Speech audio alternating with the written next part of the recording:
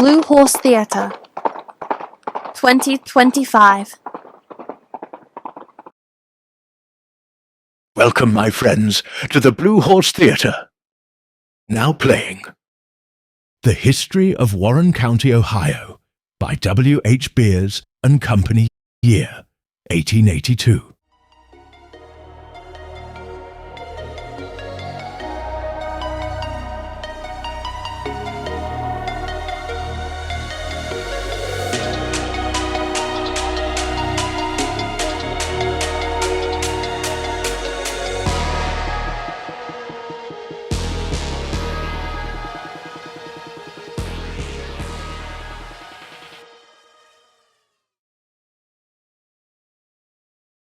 Now playing Judge Jacob Derrick Lowe, our next pioneer judge of Warren County, Ohio.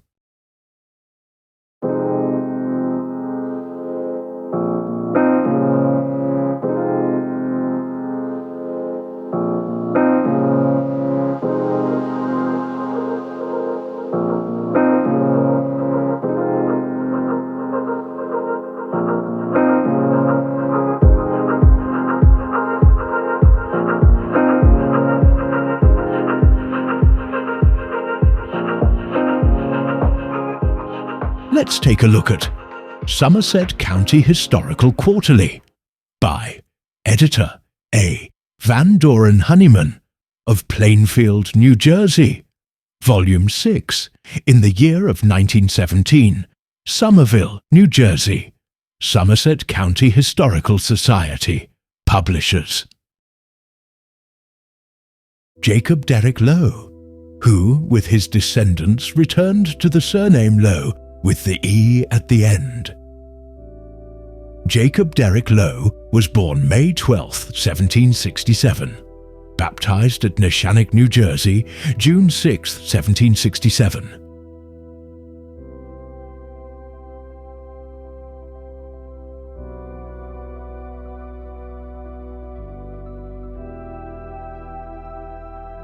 And died at Dayton, Ohio, December 9, 1839. Jacob Derrick Lowe was married 3 times.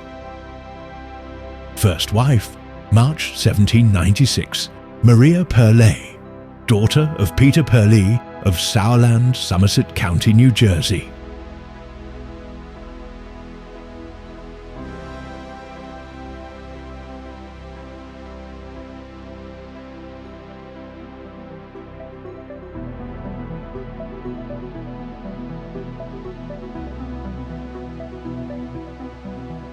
Who died September 7, 1810.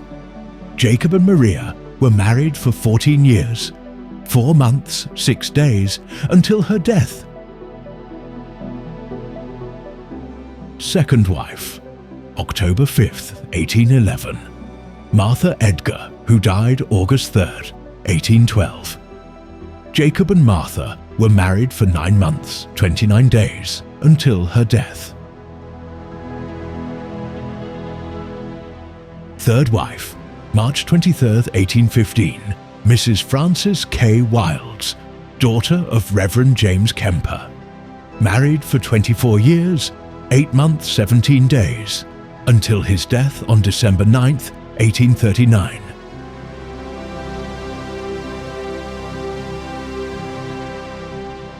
Judge Lowe, as he afterward became, left his paternal homestead about 1791 for the Miami country, and remained some years there at Cincinnati, then a little town of log huts, the early adventurers to which were largely from New Jersey because of the Simmes Purchase.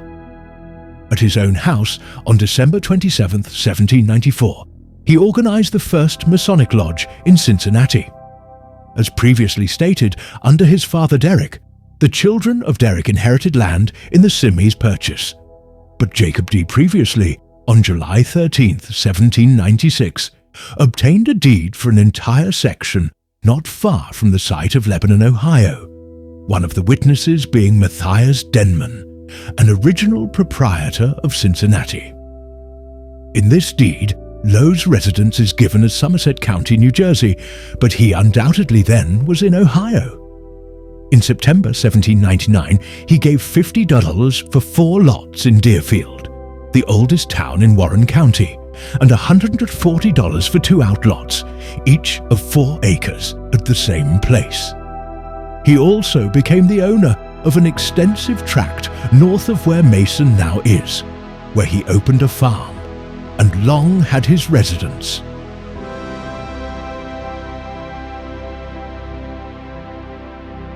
Let's take a look at the archives of The Builder magazine, a journal for the Masonic student, from November 1927, Volume 13, Number 11, a piece called Pioneer Masonry in the Northwest Territory, the story of Nova Caesarea, Harmony Lodge, Number 2, Cincinnati, written by Brother Henry Bear from Ohio.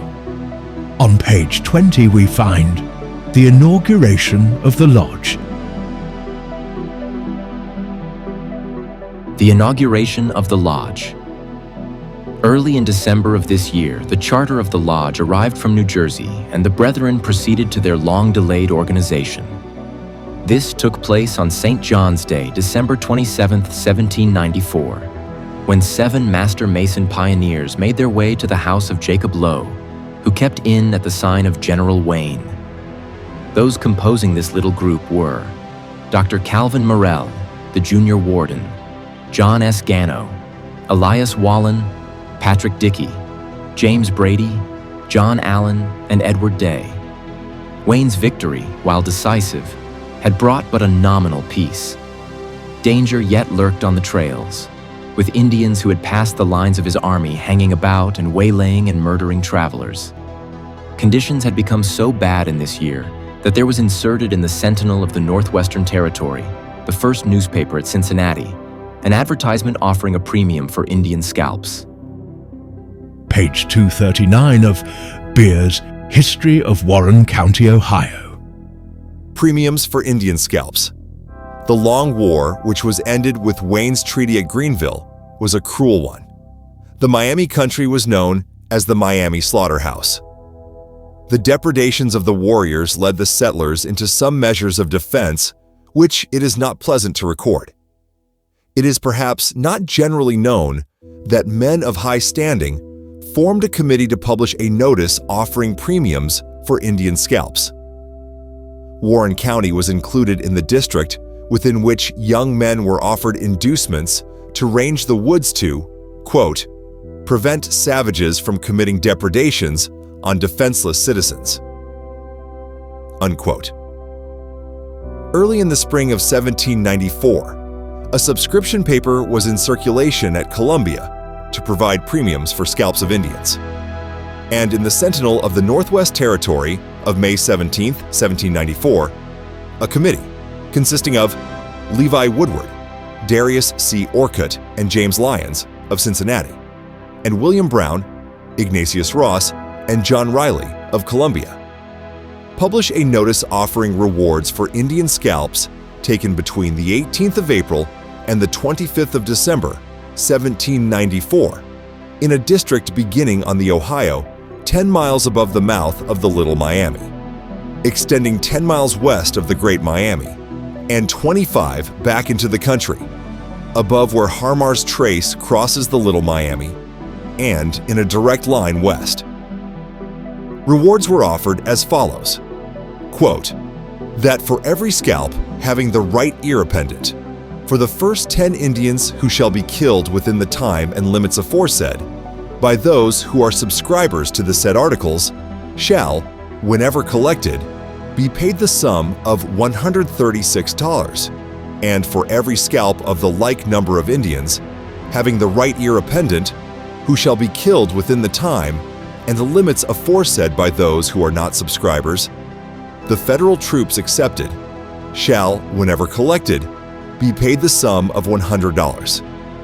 And for every scalp having the right ear appendant of the second 10 Indians, who shall be killed within the time and the limits aforesaid, by those who are subscribers to the said articles, shall, whenever collected as aforesaid, be paid the sum of 117 lures, and for every scalp, having the right ear a pendant of the second 10 Indians who shall be killed within the time, and limits aforesaid by those who are not subscribers to the said articles shall, whenever collected, be paid the sum of $95.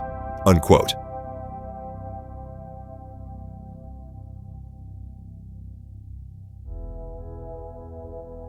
Now, back to The Builder and Henry Bear's 1927 article. Among its several conditions was the gruesome requirement that the right ear was to be a pendant to each. It is interesting to note that of the 6 subscribers to the offer, 2, Levi Woodward and Ignatius Ross, became members of Nova Caesarea Harmony Lodge.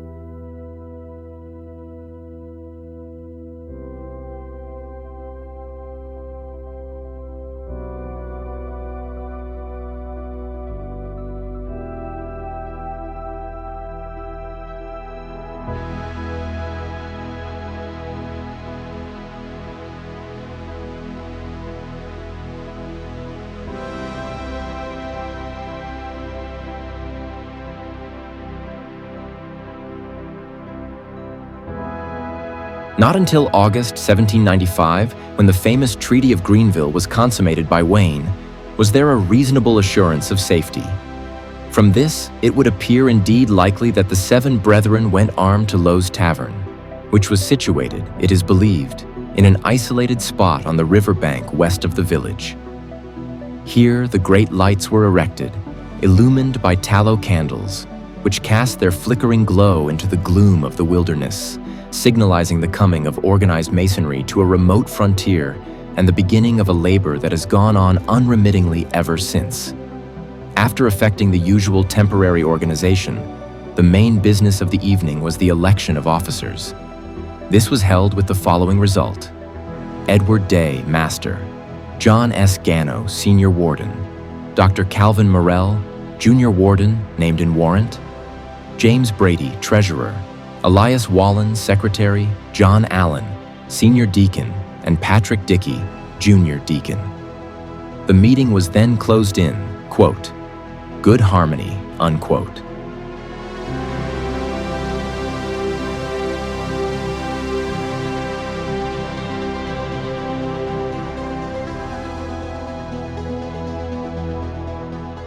Brother Day, Master, was but a very recent arrival in Cincinnati, having served until late in this year as Commissary General under Washington in the Pennsylvania Whiskey Rebellion. He was past master of Joppa Lodge, ancient York Mason of Joppa, Maryland, and a zealous and highly skilled member of the craft. In his travels, Brother Day had gained further advancement in Masonry and came to Ohio a Knight Templar, probably the first of that rank to cross the Alleghenies.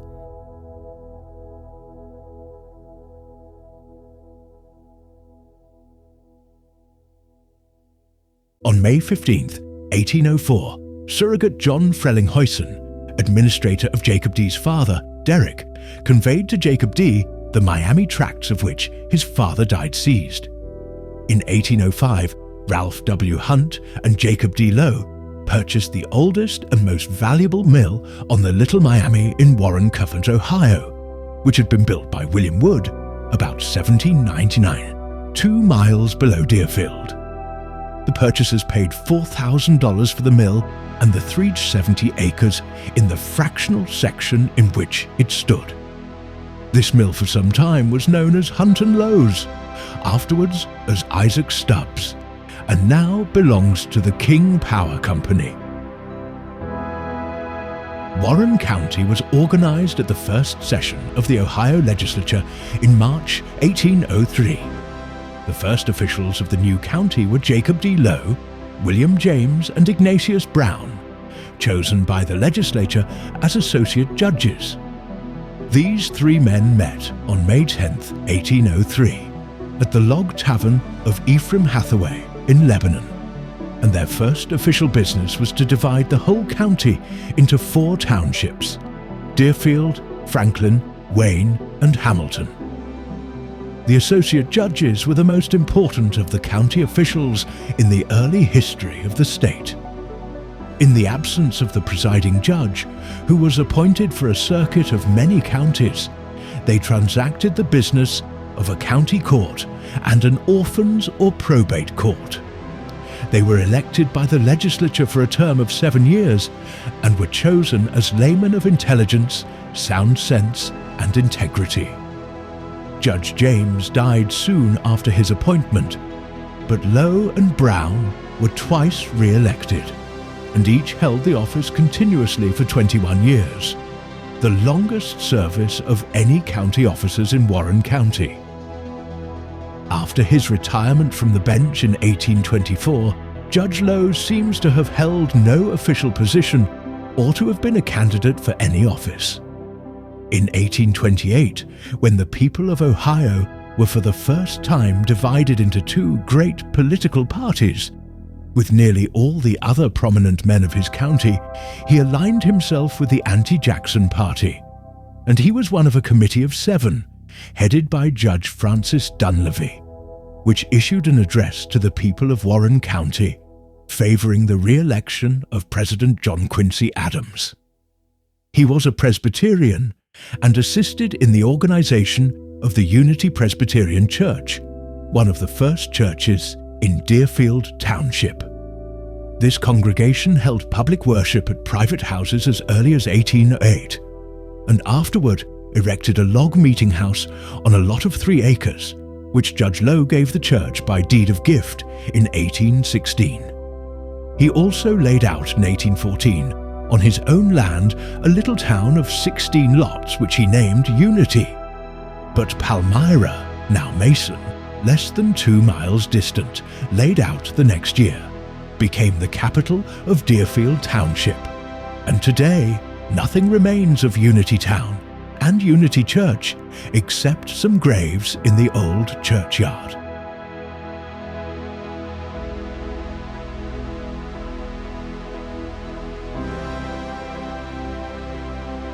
Judge Lowe's farmhouse was at the intersection of 2 roads, one of which was described in an act of the Ohio legislature making appropriations in 1820 for state roads as the state road from Lebanon by Jacob D. Lowes to Cincinnati.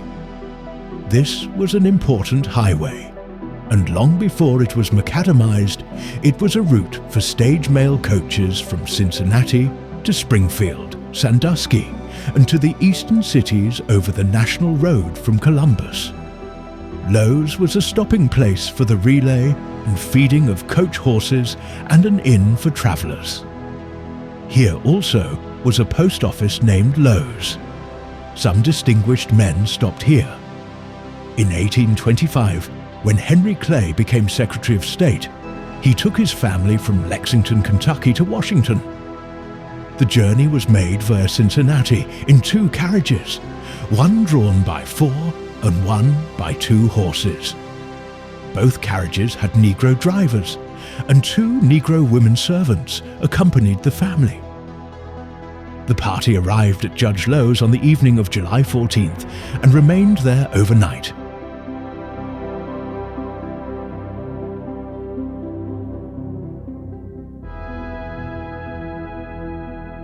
In 1837, Judge Lowe removed to Dayton, where 2 of his sons were practicing law. He died at his home in Dayton after an illness of only a few hours, December 9, 1839, in his 73rd year, and was buried in Woodland Cemetery. 3 of the judge's sons became lawyers and distinguished men. Peter Purley, born in 1801, was a prominent member of the Dayton Bar and represented Montgomery County in the legislature. Ralph Phillips graduated at Miami University in 1829, practiced law at Dayton, whence he removed in 1840 to Iowa, where he was a judge of the district and Supreme Courts, governor and United States District Attorney. John Gilbert, the youngest son, graduated with the first honor at Miami University in 1838, was a lawyer and prominent citizen of Dayton, and a colonel in the Civil War.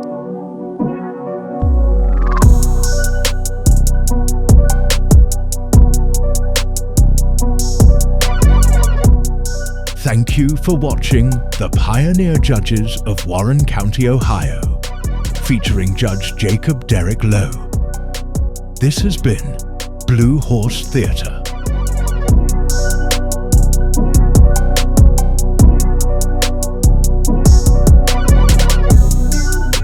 My friends and fellow historians, thank you for watching and see you next time. This has been Blue Horse Theatre.